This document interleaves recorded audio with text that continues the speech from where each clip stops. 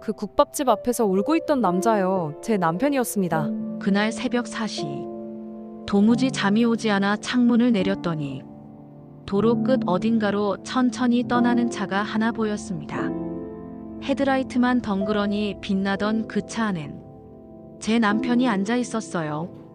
또 나가네. 대체 이번엔 무슨 일일까? 저는 베란다 커튼을 조심스레 닫으며 혼잣말을 중얼였습니다. 남편의 새벽 외출이 이번이 벌써 16번째였습니다. 그는 말했죠. 회사에 일이 좀 생겨서 며칠만 몇 주만. 하지만 그 말은 한 달을 넘겼고 5주를 지나 7주가 다 되어가고 있었습니다. 당신 대체 어디 다녀오는 거야? 남편이 처음 새벽 외출을 시작했을 땐 믿으려 애썼습니다. 진짜 바쁠 수도 있겠지. 진짜 프로젝트가 터졌을 수도 있겠지. 하지만 사람의 직감은 언제나 이상함 앞에서 가장 먼저 반응하는 법입니다. 그날 저는 몰래 남편을 따라 나섰습니다. 미리 불러둔 택시에 올라타 남편 차를 미행했죠. 반쯤은 두려웠고 반쯤은 확신하고 있었습니다. 다른 여자가 있는 거 아닐까? 혹시 두 집 살림을 하는 건 아닐까? 제가 그렇게까지 생각하게 된 건 몇 달 전 이혼한 친구 때문이었습니다. 그 인간 새벽 운동하러 나간다더니 결국엔 다른 여자 만나러 간 거였어. 운동복 입고 나가서 차 타고 그 여자가 사는 동네로 직행이더라. 그 친구는 눈물로 말했지만 그 눈물 너머엔 무너진 믿음이, 부서진 가정이 보였습니다. 그리고 저는 그게 우리 집 이야기로 번지지 않길 바라고 또 바랐습니다. 남편의 차가 멈춘 곳은 우리 집에서 30분 정도 떨어진 작은 동네였습니다. 주차를 하고 걸어가는 그의 발길이 향한 곳은 국밥집. 불이 꺼져 있고 문도 닫힌 채 아무 기척 없는 국밥집 앞이었습니다. 여긴 뭐야? 국밥집? 설마 이 집 주인이 여잔가? 그는 그 가게 앞에서 한참을 멈춰 서 있었습니다. 유리문 안쪽을 들여다보며 무언가 말없이 웅얼거리다가 갑자기 두 무릎을 꿇고 앉아버렸습니다. 그리고 울기 시작했어요. 그 조용한 골목에 그의 흐느낌 소리만 울렸습니다. 그가 왜 그 국밥집 앞에서 울고 있었는지 그날 밤 저는 전혀 알 수 없었습니다. 하지만 직감했습니다. 단순한 외도가 아니다. 단순한 습관도 아니다. 이건 그의 가장 깊은 과거가 연결된 장소다. 그래서 다음 날 저는 그 국밥집을 찾았습니다. 점심이 막 지나고 손님도 없는 시간. 가게 안엔 지긋한 여자 사장님 한 명이 조용히 바닥을 닦고 있었습니다. 어서 오세요. 혼자 오셨어요? 국밥 하나 드릴까요? 저는 국밥 대신 지갑에서 남편의 사진을 꺼냈습니다. 이 사람 혹시 아세요? 그 여자는 사진을 본 순간 걸레를 떨어뜨렸습니다.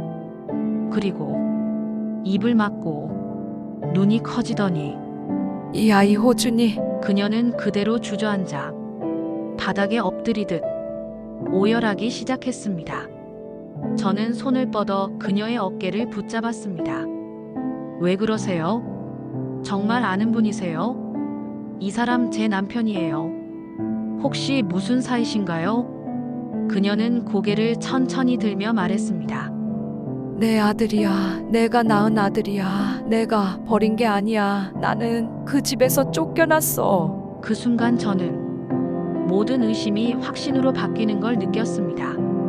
남편이 매일 새벽마다 찾아와 무릎 꿇고 울던 그 국밥집, 그 앞에서 울고 있던 그 남자, 그 남자의 눈물 속엔 원망도 후회도 그리움도 있었던 겁니다. 그리고 그 눈물은 그 여자를 향한 것이었고 그 여자는 남편의 어머니였습니다. 어머니, 그 여자가 남편의 친어머니였다고요? 남편이 국밥집 앞에서 울던 날 이후 제 머릿속엔 그 장면이 계속 떠올랐습니다. 무릎 꿇은 남자, 한밤의 눈물, 닫힌 국밥집 문. 그리고 그를 보고 절규하던 사장님의 목소리. 내 아들이야. 내가 버린 게 아니야. 나는 쫓겨났어. 그 말이 저를 잠 못 들게 했습니다. 다음 날 새벽 남편은 평소처럼 아무렇지 않은 척 출근 준비를 했습니다. 새벽에도 요즘 자주 나가던데 회사 일 힘들어? 그냥 정신 없어서 그래. 프로젝트 하나 맡았는데 출근 전에 미리 보고 좀 하고. 그는 대답하며 눈도 마주치지 않았습니다. 그 순간 제 마음 한쪽에서 무언가 깨졌습니다. 이 사람 지금 거짓말하고 있다. 남편이 나가고 나서 저는 국밥집 사장님을 다시 찾아갔습니다. 그녀는 저를 보자마자 눈시울이 붉어졌습니다. 그리고 주방 한켠 의자에 조용히 앉아 오래된 사진 한 장을 꺼내 보여주었습니다. 그 사진 속엔 초등학생쯤 되어 보이는 남자아이가 어린 엄마의 손을 꼭 잡고 서 있었습니다. 이게 내가 마지막으로 얘랑 같이 찍은 사진이에요. 그날 이후 나는 이 아이를 다시 볼 수 없었어요. 저는 사진을 받아들고 조심스럽게 물었습니다. 정말 시어머니께서 쫓아내신 건가요? 사장님은 고개를 천천히 끄덕였습니다. 30년 전 이야기. 그녀는 21살, 남편은 22. 집안 반대에도 결혼을 강행했고 아이는 일찍 태어났습니다. 그러나 첫돌이 지나기도 전에 남편이 사고로 세상을 떠났고 그 시어머니, 즉 지금의 남편 할머니는 저 아이는 죽음을 불러온 애라며 며느리를 집에서 쫓아냈다는 겁니다. 무당한테 갔다 왔대요. 점쟁이가 그랬대요. 며느리가 아들 팔자를 막는다고, 그 여자를 곁에 두면 또 죽는다고. 아니, 지금 시대의 점쟁이 말로 사람을. 그 시절엔 그 집안에선 그게 법이었어요. 그녀는 한참을 조용히 있다가 작은 쪽지를 건넸습니다. 거기엔 손글씨로 적힌 주소 하나가 있었습니다. 이 주소가 그 점쟁이 집이에요. 그 사람 아직 살아있어요. 저는 생각했습니다. 지금 이 진실을 남편에게 말하면 그는 무너질 것이다. 아니, 무너지기 전에 믿지 않을 수도 있다. 그러니 먼저 확인해야 했다. 그 점쟁이, 그 사람부터. 다음 날 그 주소를 따라 찾아간 곳은 낡은 양옥집이었습니다. 만신당이라는 팻말이 흐릿하게 지워져 있었고 초인종은 고장난 듯 조용했습니다. 대문을 두드리자 허리 굽은 노파 하나가 나왔습니다. 누구야? 어디서 왔어? 예전에 이순자 씨에게 상담하셨던 분이시죠? 며느리가 남편 팔자를 막는다고. 그 순간 노파의 표정이 굳었습니다. 호준이 그 집 말이지. 그 이름, 남편의 이름을 그 노파 입에서 듣는 순간 제 몸은 얼어붙었습니다. 그 집 내가 잘못 봤지. 그 여자가 문제가 아니라 그 집 어머니가 너무 세서 그랬어. 근데 난 그 집 돈이 아쉬워서 그냥 그렇게 말했어. 그냥 그렇게 말했어. 그 말은 한 가정의 인생을 갈기갈기 찢어놓은 말이었습니다. 남편은 어릴 적 왜 엄마가 사라졌는지 누구도 말해주지 않았다고 했습니다. 그저 엄마는 널 두고 도망간 여자 라는 한 문장만 주어졌다고 했습니다. 그 한 문장 뒤엔 거짓과 조작, 미신과 편견이 있었던 겁니다. 당신 말 한마디에 아이 하나가 엄마를 원망하며 살았어요. 엄마 하나가 30년을 죄인으로 살았고요. 그게 그냥 그랬어로 끝날 문제입니까? 점쟁이는 아무 말도 하지 못했습니다. 그저 고개를 떨군 채 뒷걸음질만 쳤습니다. 집에 돌아오는 길, 저는 결심했습니다. 이 진실을 반드시 남편에게 전해야 한다. 하지만 전하기 전에 그가 상처 입지 않도록 준비시켜야 한다. 그날 밤 남편은 여느 때처럼 돌아와 소파에 털썩 앉았습니다. 국밥 먹고 왔어. 그 국밥 맛있었어요?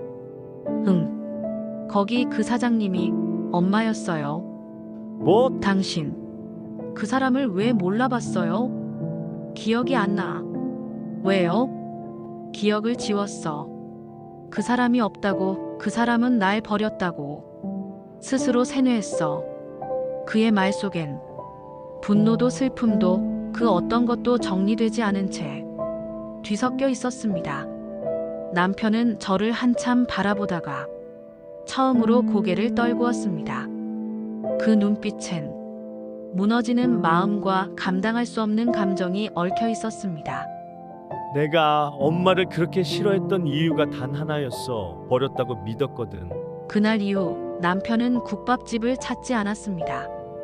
저는 그가 마음을 정리할 시간을 주고 싶었지만 한편으론 어머니 아니 그 국밥집 사장님에게도 이야기를 전해야 한다고 생각했습니다. 며칠 후 다시 그 국밥집을 찾았습니다. 이번엔 사장님이 저를 보자 먼저 말문을 열었습니다. 호준인 안 왔죠? 네. 시간이 좀 필요한 것 같아요. 그 아이 성격 알죠? 상처가 깊어서 그래요. 어릴 때 얼마나 울면서 엄마를 찾았는데 그녀는 과거 이야기를 다시 꺼냈습니다. 남편이 2살이 되던 해 어머니는 남편의 친아버지를 사고로 잃었습니다. 그날 장례를 마치고 집에 돌아오자마자 시어머니가 그녀를 방으로 끌고 들어갔답니다. 내가 그 아이를 낳고 우리 집은 망했다. 호준이 팔자가 다 깨졌다. 어머니, 무슨 말씀이세요? 내가 전 보러 갔는데 내가 우리 손주 명을 꺾는다고 했다. 그러니 넌 오늘부로 이 집 며느리도 어미도 아니다. 사장님은 그날 밤을 지옥이라 표현했습니다. 아이를 안고 울부짖으며 애원했지만 할머니는 아이를 강제로 빼앗고 그녀를 빈손으로 길바닥에 내던졌다는 겁니다. 나는 그날 이후 매일 꿈에 나왔어요. 내 아들이 내 품에서 뺏기던 그 장면. 그럼 왜 찾지 않으셨어요? 30년 동안 찾았죠. 매년 생일마다 그 동네 뒷산에 가서 생일상도 차렸어요. 하지만 그 집은 호준이가 기억 못하게 완전히 지웠던 거예요. 그 말이 마음을 후벼 팠습니다. 남편은 기억하지 못했고 어머니는 기억만으로 살아왔던 거였습니다. 저는 집으로 돌아와 조심스레 남편에게 그녀가 들려준 이야기를 전했습니다. 그는 아무 말 없이 들었습니다. 다 듣고 난 뒤 그는 말했습니다. 내가 그렇게 살았구나. 그리고 그는 핸드폰을 꺼내 할머니에게 전화를 걸었습니다. 여보세요. 할머니, 저예요. 그래, 왜? 할머니, 엄마한테 무슨 짓 하신 거예요? 그 여자는 내 아버지를 죽인 여자야. 그건 아버지 사고였어요. 아니야. 점쟁이가 그랬어. 그 여자가 붙어 있으면 우리 집안 남자들이 다 죽는다고. 그녀의 목소리는 그때와 다르지 않았습니다. 남편은 조용히 전화를 끊었습니다.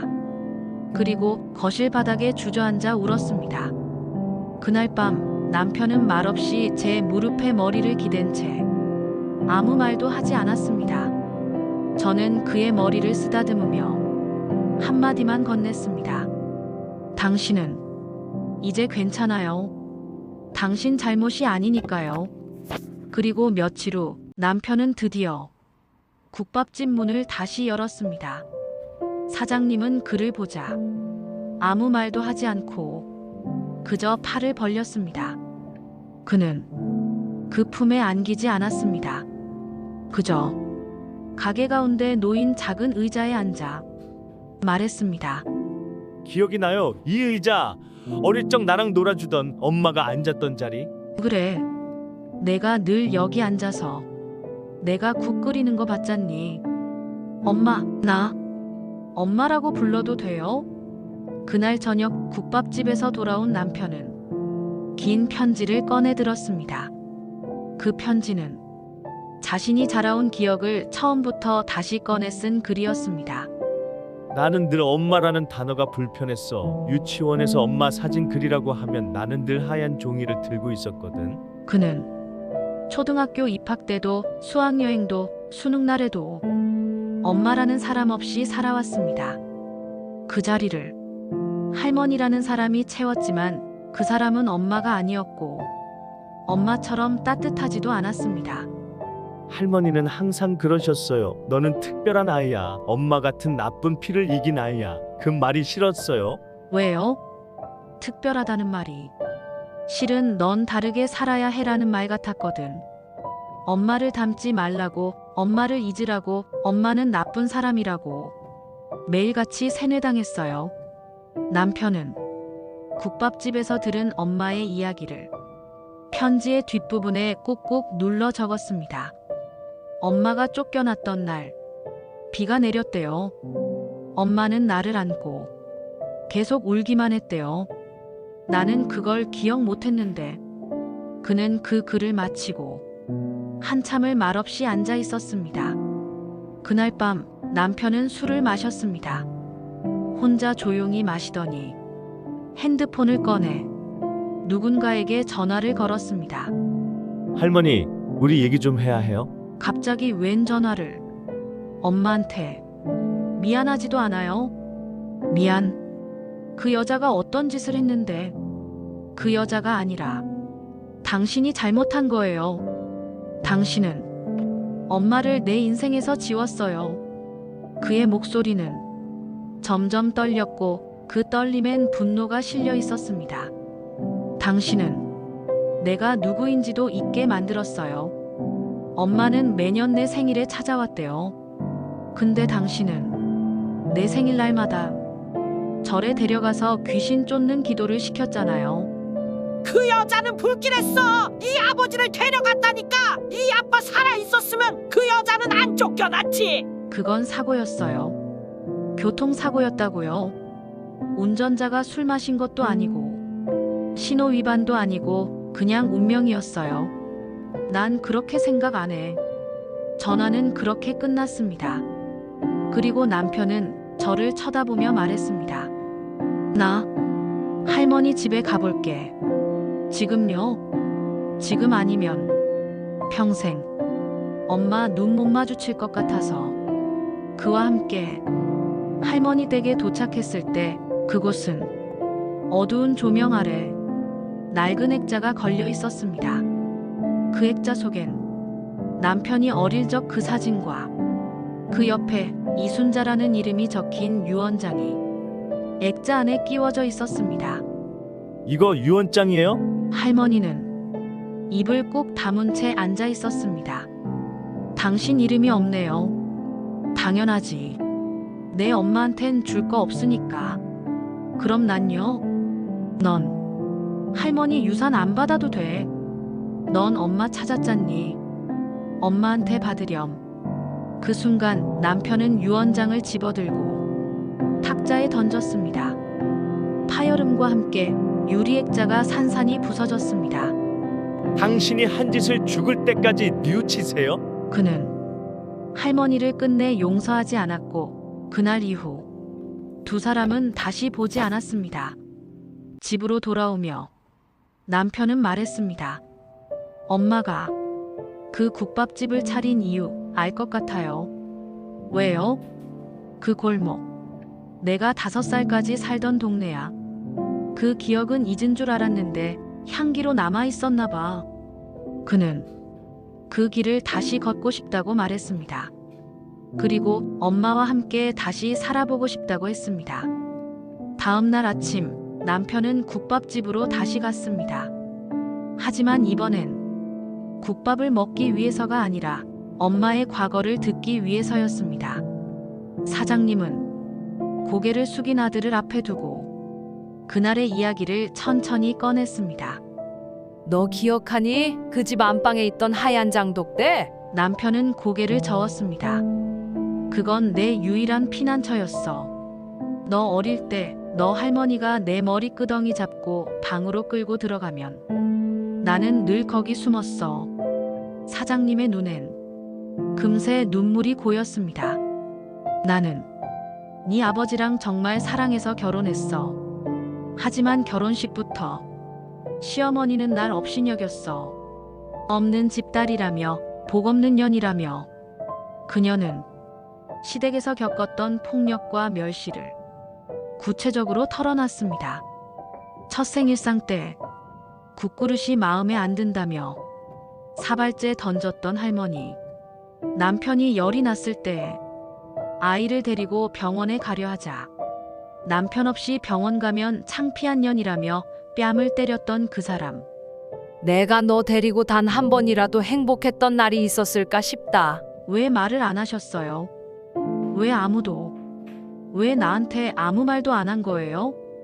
그 집안은 말을 하면 더 많이 빼앗겼거든. 그녀는 쫓겨난 날의 밤을 기억하며 떨리는 손으로 젓가락을 꽉 쥐었습니다.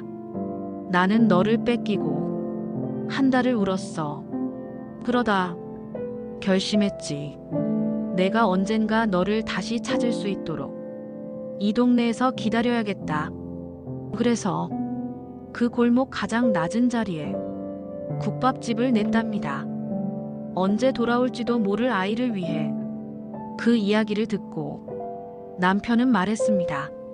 그 집에선 진심도 사랑도 존중도 없었어요. 엄마가 없었기 때문이죠. 그는 다시 할머니를 찾아가겠다고 했습니다. 이젠 도망치지 않겠다고. 그날 오후 남편은 저와 함께 할머니 집을 다시 방문했습니다. 하지만 이번엔 변호사 한 명과 함께였습니다. 이게 무슨 짓이냐? 법률가까지 끌고 오다니. 저는 할머니의 부양 의무를 포기하려고 왔습니다. 어머니가 살아계시고 제가 부양해야 할 부모는 엄마 한 사람뿐입니다. 할머니는 더 이상 제 가족이 아닙니다. 할머니는 처음엔 믿지 못하겠다는 표정이었지만 변호사가 꺼내든 법적 서류를 보며 입술을 깨물었습니다. 이건 배은망덕이야. 30년 전 누가 누구한테 한 말인지 아시겠어요? 그 여자는 제 엄마입니다. 그는 더는 참지 못하고 말했습니다. 30년 동안 당신은 사람 한 명의 인생을 망가뜨렸어요. 제 인생도 엄마 인생도 전부 다.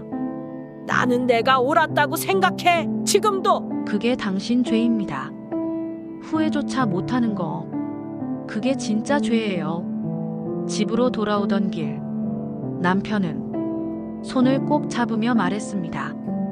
이젠 진짜 시작할 수 있을 것 같아.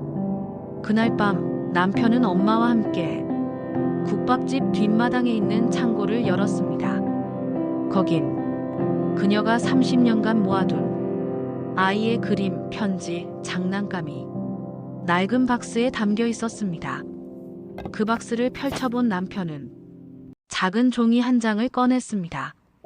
그리고 눈물이 터졌습니다. 그 종이엔 어린 호준이의 글씨로 엄마 보고 싶어. 엄마 언제 와? 라고 적혀 있었습니다. 그는 박스를 끌어안고 엉엉 울었습니다. 30년을 잃어버린 아이가 30년을 기다려온 엄마 앞에서 처음으로 울었습니다. 그날 이후 남편은 국밥집 뒷방에서 매일 저녁 어머니와 밥을 먹었습니다. 둘 사이엔 아직 어색함이 있었지만 그 어색함조차 함께 채워가는 과정처럼 보였습니다. 그러던 어느 날 사장님은 헌 옷더미 속에서 낡은 봉투 하나를 꺼냈습니다. 이건 내 아버지가 남긴 유언장이야. 내가 그걸 들고 집에 들어갔다가 바로 쫓겨났거든. 유언장이요? 그래, 내 아버지는 그날 아침 이걸 쓰고 나가셨어. 유언장 속엔 이런 글귀가 있었습니다. 내가 만약 이 세상에 없을 경우 내 아내와 아들은 반드시 함께 살아야 한다. 그 아이는 어머니 집에서 자랄 아이가 아니다. 그 글을 읽은 남편은 손을 떨었습니다. 아버지는 엄마랑 나를 지키려 했던 거네요. 그래, 그게 마지막이었어. 그 유언장은 어머니가 쫓겨나던 날 할머니가 찢어버리려 했던 걸 간신히 주워 숨겨두었던 거였습니다. 그걸 들고 변호사에게 보여주자 변호사는 말했습니다. 이건 단순한 기록이 아닙니다. 법적 유산 분배에 영향을 줄 수 있어요. 며칠 후 할머니의 댁에 부동산 명의 확인 통지서가 도착했습니다. 할머니는 그날 남편에게 전화를 걸어 다시 한번 경고했습니다. 너 지금 뭐 하는 짓이야? 네가 어떻게 감히 그 여자의 편을 들어? 그 여자는 제 엄마예요. 그 여자가 내 아들을 죽게 만든 거야. 그건 아버지가 남긴 유언이 말해줘요. 당신이 틀렸다는 걸. 할머니는 아무 말도 하지 못했습니다. 그리고 며칠 후 그녀가 입원했다는 소식이 들려왔습니다. 병문안 대신 남편은 점쟁이를 다시 찾아갔습니다. 그 무당은 그를 보자 다리를 떨며 뒷걸음질 쳤습니다. 또 왔네. 그날 이후로 이 동네 발 못 들릴 줄 알았는데 하나만 묻겠습니다.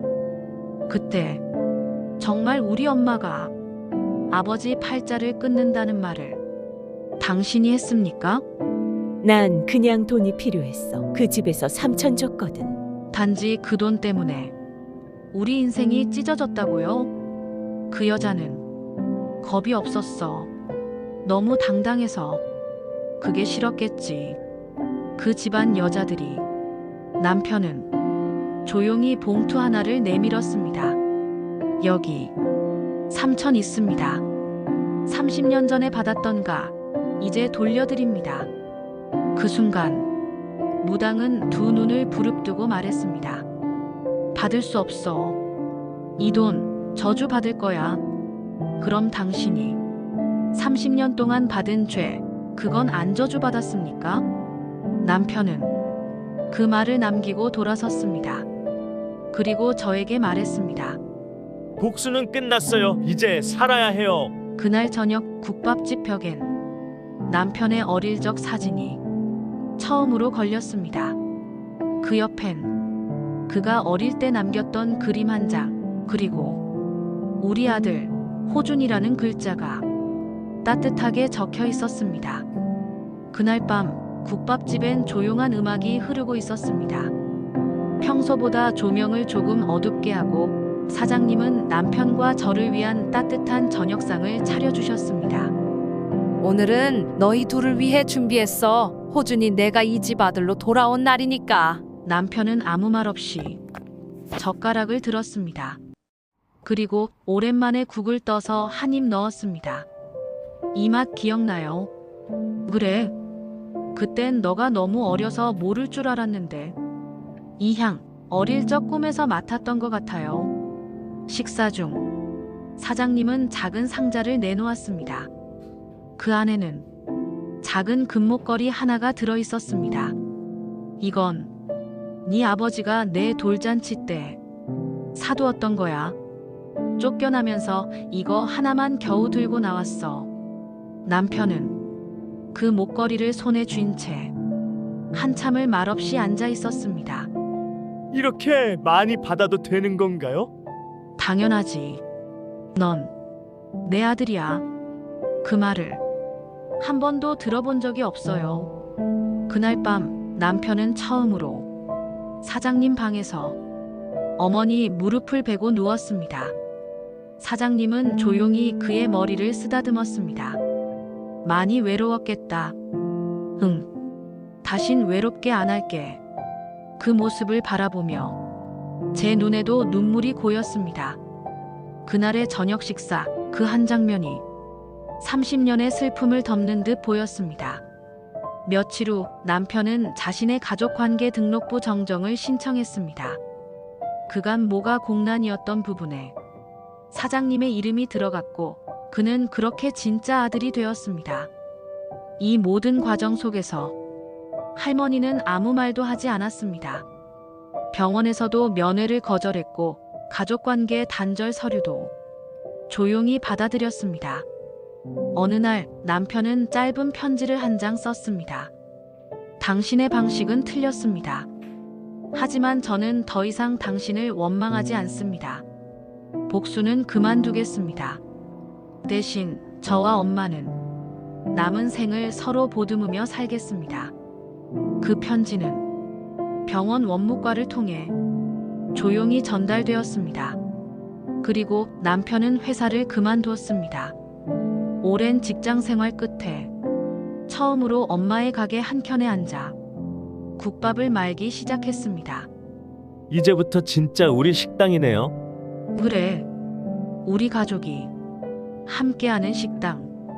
국밥을 끓이던 그날의 오후, 가게 문이 열렸고 아기띠를 맨 젊은 부부가 들어왔습니다. 여기 아이 먹을 수 있는 국도 있을까요? 사장님은 웃으며 말했습니다. 아가도 먹을 수 있는 맑은 된장국 있어요. 잠깐만 기다려요. 그 장면을 본 남편은 잠시 손을 멈췄습니다. 그의 눈엔 어릴 적 자신이 떠올랐는지 뭔가 복잡한 표정이 스쳐 지나갔습니다. 그러곤 말했습니다. 다음엔 이 아이처럼 태어나고 싶어요. 엄마랑 평범하게 처음부터. 사장님은 대답하지 않았습니다. 대신 그의 손을 꼭 잡았습니다. 그날의 햇살이 국밥집 유리창을 조용히 감싸 안고 있었습니다. 그리고 30년의 상처 위로 처음으로 따뜻한 시간이 내려앉고 있었습니다. 봄비가 내리던 어느 날 우편함에 낯선 봉투 하나가 꽂혀 있었습니다. 보낸 사람 난엔 이순자, 할머니의 이름이 적혀 있었습니다. 남편은 한참을 봉투를 들고만 있다가 조심스레 뜯었습니다. 봉투 안엔 편지 한 장과 작은 메모지 크기의 부동산 등기 사본이 들어 있었습니다. 호준아, 이걸 마지막으로 전한다. 내가 태어났던 집, 그 집은 너와 내 엄마에게 가야 맞는 거였지. 늦게나마 돌려준다. 미안하단 말은 하지 않겠다. 난 내 방식대로 너를 키웠고 그게 전부였다. 부디 너는 엄마를 잃지 마라. 남편은 아무 말도 하지 않았습니다.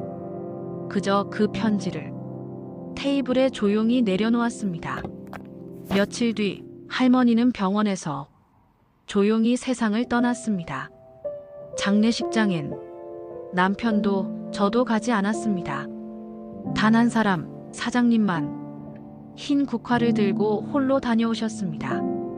돌아온 그녀는 말없이 앉아 있다가 조용히 입을 열었습니다. 마지막에 내 사진을 손에 꼭 쥐고 있었대. 사람이란 게 참 다시 되돌릴 수 없단 걸 알면서도 끝까지 그러더라. 그날 이후 그 누구도 할머니에 대해 말하지 않았습니다. 그저 그 집이 남편의 이름으로 바뀌었고 그 집은 지금의 우리 셋이 살아가는 집이 되었습니다. 국밥집은 점점 손님이 늘어났고 남편은 손놀림도 표정도 점점 주인이 되어갔습니다. 어느 날 한 할머니 손님이 들어와 이렇게 말했습니다. 여긴 왜 이렇게 국이 맛있어요? 남편은 웃으며 대답했습니다. 이 집 국은요, 30년을 기다려서 만든 맛이에요. 그리고 저는 어느 봄날 새 생명을 품고 있다는 걸 알게 되었습니다. 남편에게 그 사실을 전한 날 그는 국을 끓이던 국자를 놓고 제 손을 꼭 잡았습니다. 이 아이에겐 꼭 말해줄 거예요. 당신이 어떤 엄마인지, 우리 가족이 어떻게 여기까지 왔는지를. 그는 어릴 적 자신의 기억을 떠올리듯 작은 메모장을 꺼내 이야기를 쓰기 시작했습니다. 그 첫 문장은 이렇게 시작됐습니다. 나는 엄마를 잃고 다시 찾았다. 그리고 그 다음 문장은 이렇게 이어졌습니다. 그 아이가 울던 날 나는 엄마의 국밥을 먹었다. 그 한 줄에 모든 감정이 담겨 있었습니다. 어느 날 국밥집 문을 열고 낯익은 그림자가 들어섰습니다. 남편과 저는 순간 눈을 마주쳤습니다. 그 사람이 다시 나타났습니다. 그날 제가 했던 말 다 거짓이었어요. 이제 말할게요. 남편은 잠시 손을 멈추고 말없이 고개를 끄덕였습니다. 그때 그 여자 아니 사장님이 임신 중이라는 거 그 댁에서 알았어요. 네. 점괘니 뭐니 다 핑계였죠. 사실은 그 아이를 없애려 했던 거예요. 무슨 말씀이세요? 할머니가 그 여자의 뱃속 아이를 자기 집안 아이로 안치려고 했어요. 남편은 숨을 삼켰습니다. 그 아이가 자신이라는 걸 처음으로 느꼈기 때문입니다. 난 그저 돈을 받았고 그 집이 하라는 대로 했어요. 근데 그 여자가 끝내 아이를 지키려고 하니까 그때부터 일이 커졌어요. 그녀는 봉투 하나를 꺼내 남편에게 건넸습니다. 그 안엔 오래된 사진 한 장과 흑백으로 바랜 진료 기록 사본이 들어 있었습니다. 사진 속엔 병원 침대에 누운 사장님 그리고 한 손에 꼭 쥐고 있는 갓난아이가 있었습니다. 사진 뒷면엔 이렇게 적혀 있었습니다. 1992년 4월 6일 이호준 우리 아들 지켜줘서 고마워요. 그 사진을 본 남편은 한참을 말없이 앉아있다가 점쟁이에게 말했습니다. 당신 말대로라면 나는 태어나지도 못했을 수 있겠네요. 맞아요. 근데 그 여자가 끝까지 버티고 끝까지 지켜냈어요. 남편은 사진을 들고 국밥집 뒷방으로 들어갔습니다. 그리고 사장님에게 그 사진을 보여드렸습니다. 사장님은 그 사진을 보는 순간 두 손으로 입을 막고 오열하셨습니다. 이걸 어디서 그 사람이 왔어요. 아직 기억하고 있었구나. 그날 밤 식당 불을 모두 끄고 셋은 조용히 모여 앉았습니다. 그리고 사진을 가운데 두고 30년 전 그날 밤을 다시 이야기했습니다. 그날 누구도 지켜주지 않던 밤, 단 한 사람, 한 어머니만이 아이를 품고 있었다는 이야기. 그 사진은 이제 국밥집 가장 안쪽 벽면에 그날 우리가 시작된 곳이라는 문구와 함께 작은 액자에 담겨 걸려 있습니다. 그날 이후 국밥집에는 새로운 간판이 하나 생겼습니다. 엄마와 아들의 국밥집. 그 아래 작은 문구가 적혀 있었습니다. 서로를 잃었으나 다시 찾은 사람들. 사람들은 그 간판을 보며 말했습니다. 참 따뜻한 이름이네요. 여기 오면 국물 맛도 좋지만 마음이 편해져요. 하루는 어린아이가 들어와 이렇게 말했습니다. 할머니, 이 국밥 사랑 맛이에요? 사장님은 웃으며 말했습니다. 그럼 엄마가 매일 끓인 사랑 맛이야. 남편은 아주 가끔씩 어릴 적 사진을 들여다보곤 했습니다. 그리고 말했습니다. 이제야 알 것 같아요. 그리움은 기억보다 깊은 거라는 걸. 그는 가게 일 끝나면 늘 아기의 사진을 핸드폰으로 찍었습니다. 곧 태어날 우리 아이를 위해 이야기를 남기고 싶다며 하루하루를 기록했습니다. 그 이야기의 제목은 이랬습니다. 엄마의 국밥 냄새는 시간을 거슬러 나를 다시 아이로 만들어 주었습니다. 봄이 지나고 여름이 오려 할 무렵 저는 병원에서 아이를 낳았습니다. 남편은 초조하게 복도를 서성이다가 아이의 울음소리를 듣는 순간 눈물을 터뜨렸습니다. 이 아이 내가 꼭 안아줄게요. 당신처럼 혼자 두지 않을 거예요. 사장님은 손수 국밥을 끓여 병원에 가져오셨습니다. 그날 우리는 한 그릇의 국밥 앞에 둘러앉아 작은 축복을 나눴습니다. 이 아이는 태어나자마자 국밥부터 먹겠네. 그럼요. 이 집은 국밥이 가족이에요. 그 말에 우린 모두 웃었습니다. 그 웃음은 이야기의 끝이 아니라 새로운 시작 같았습니다. 그리고 남편은 다시 메모장을 열었습니다. 그 마지막 장엔 이 한 문장이 적혀 있었습니다. 우리는 다시 만났고 다시 사랑하게 되었다.